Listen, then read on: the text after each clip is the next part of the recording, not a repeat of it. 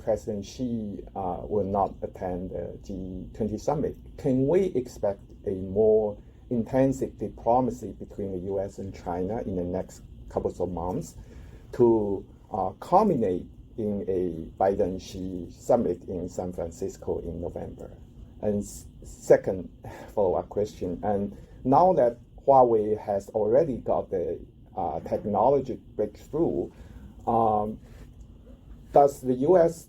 consider, adjusting the policy toward Huawei?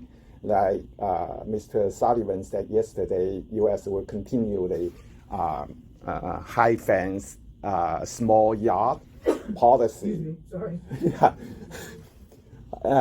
Will the U.S. adjust the policy and make the yard smaller to let the U.S. companies get the opportunity in Chinese market? Thank you. Again, I go back to my first answer. I just don't have anything more to add than what Mr. Sullivan said yesterday. We're taking a look at this. We need to learn more, know more before we make any kind of decisions one way or another. That's just where we are. On your first couple of questions, we already are involved in determined diplomacy with the PRC to try to get this relationship back on the track that it had been at the last G20 a year ago in Bali, after President Xi and President Biden spent some 3 hours together. And both of them agreed, and that in that meeting, that it was important that they handle this most consequential bilateral relationships in a responsible way, and that we handle the competition between our countries, and the president does view it as a competition in a responsible way.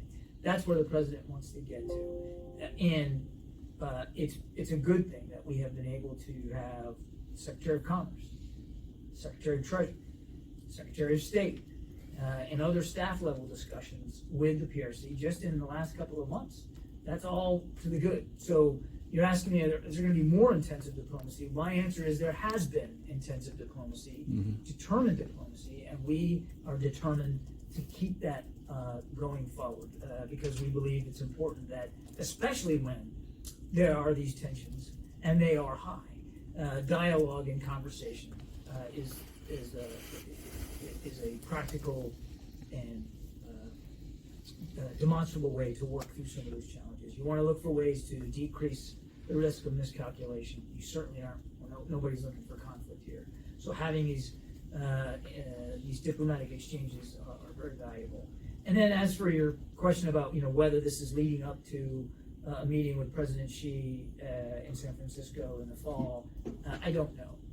I just don't know. We're not that far along here to know for sure. What I can tell you for sure is that President Biden, as he has said just the other day, that he fully intends to have another discussion with President Xi at the appropriate time and in the appropriate way, and we'll do that. But I don't think either side knows when that's going to be or what form that's going to take. So we'll just keep working at it. But it is good that we have had these exchanges in recent months. There is still, and I think this is an important point to make, there's still a lot of work to do.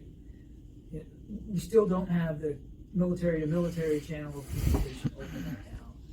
And that's really a critical one. I'm not saying it's the only important one, but it is a critical one, particularly given the tensions in the South China Sea and in and around the Strait, the Taiwan Strait. So we want to get that channel open too. So there's still a lot of, to use your phrase, intensive diplomacy yet to come. Okay? Thank you.